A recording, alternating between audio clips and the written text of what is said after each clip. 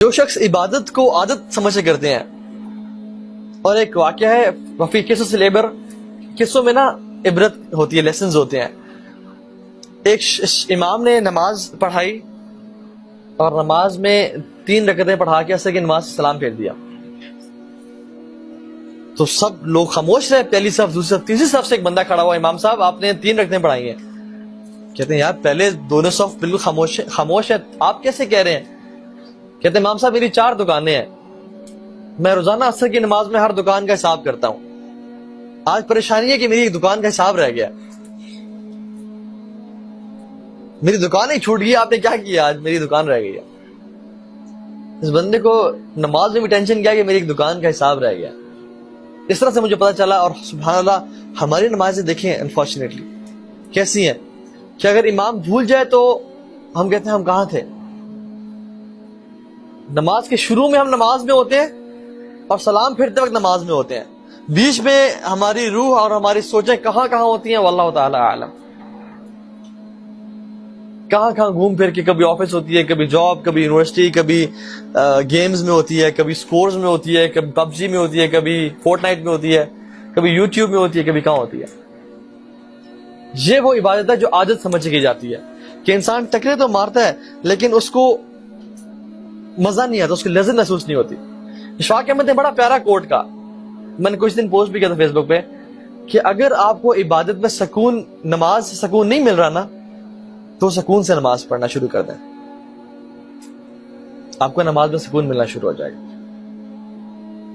اور عبادت، بلکہ سبحان اللہ سفیان بن عیینہ کہتے ہیں کہ جو شخص عبادت کی عزت نہیں کرتا وہ عبادت کا حق ادا نہیں کرتا۔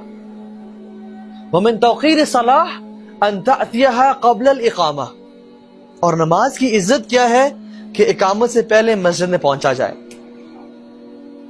یہ لٹمس ٹیسٹ ہے کہ کیا ہم نماز کی عزت کرتے ہیں، کیا ہم نماز کا حق ادا کرتے ہیں۔ اگر میں حق ادا کرتا ہوں تو میرے لیے ٹیسٹ کیا کہ میں اقامت سے پہلے مسجد میں آتا ہوں یا نہیں آتا، یا آخری صف میں یا آخری رکعت میں مل رہا ہوتا ہوں۔ ومن توقیر الصلاۃ ان تأتیها قبل الاقامہ، نماز کی عزت کیا ہے، اس کی تکریم کیا ہے کہ اقامت سے پہلے نماز مسجد میں پہنچا جائے۔ ایک صحابی رضی اللہ تعالی عنہ اپنے بیٹے سے کہتے ہیں کہ آپ نے فرض نماز ہمارے ساتھ پڑھی؟ تو انہوں نے کہا جی۔ تو کہتے ہیں ادرکتا تکبیرۃ الاولیٰ، کیا آپ نے تکبیر اولیٰ پائی ہمارے ساتھ؟ تو انہوں نے کہا نہیں پڑھ سکا میں۔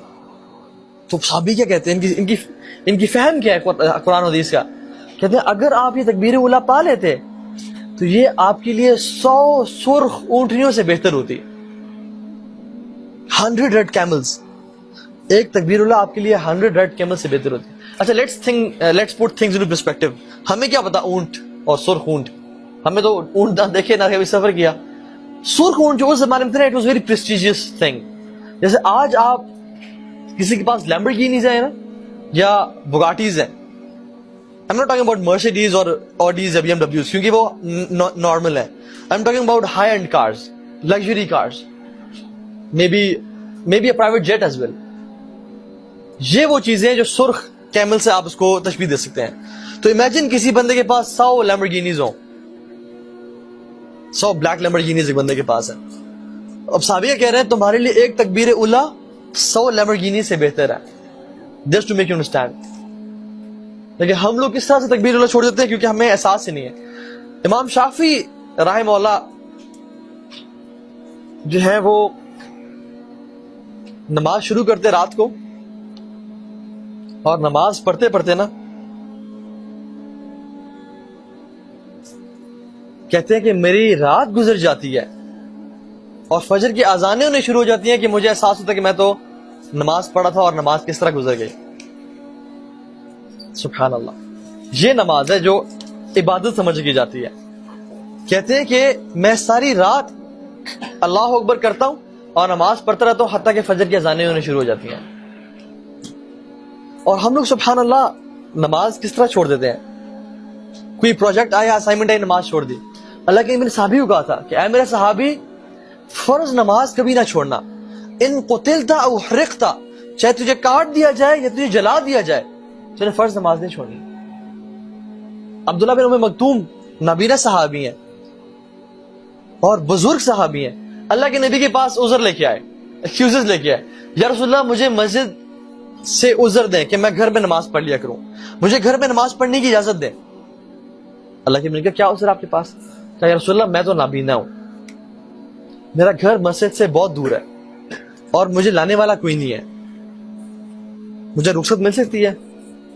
تو انہوں نے کہا کہ حل تسمع ندا, کیا آپ اذان سنتے ہیں؟ تو انہوں نے کہا جی یا رسول اللہ, اذان کی آواز تو مجھے آتی ہے. تو انہوں نے کہا پھر آپ پہ فرض ہے مسجد میں آ کے نماز پڑھنا. صحیح مسلم کی روایت میں 3 ایکسکیوزز ہیں, اور روایت میں 3 اور ایکسکیوزز ہیں جو کہ انہوں نے بیان کی. فرمایا یا رسول اللہ میری گھر اور مسجد کے بیچ میں کانٹے اور درخت اور جھاڑیاں ہیں, میرے گھر اور مسجد کے بیچ میں جانور اور درندے ہیں, مجھے ڈر لگتا ہے کہ میں آ رہا ہوں تو مجھے کہیں وہ اپنا نوالا نہ بنا رہے. اور تیسری چیز, میرا بڑھاپا میرے اوپر چھا گیا ہے, میں اتنا بوڑھا ہو چکا ہوں, انی کما ترانی, میں ایسا ہی ہوں جیسے آپ مجھے دیکھتے ہیں, means I am so weak and meek, مجھے اجازت دیں کہ میں گھر میں نماز پڑھ لوں. تو اللہ کے نبی نے پوچھا کیا آپ کو اذان کی آواز گھر تک آتی ہے؟ تو انہوں نے کہا جی یا رسول اللہ اذان کی آواز تو آتی ہے. کہتے ہیں پھر آپ کو نماز مسجد میں جا کے پڑھنی پڑے گی. سبحان اللہ, 6 ایکسکیوزز.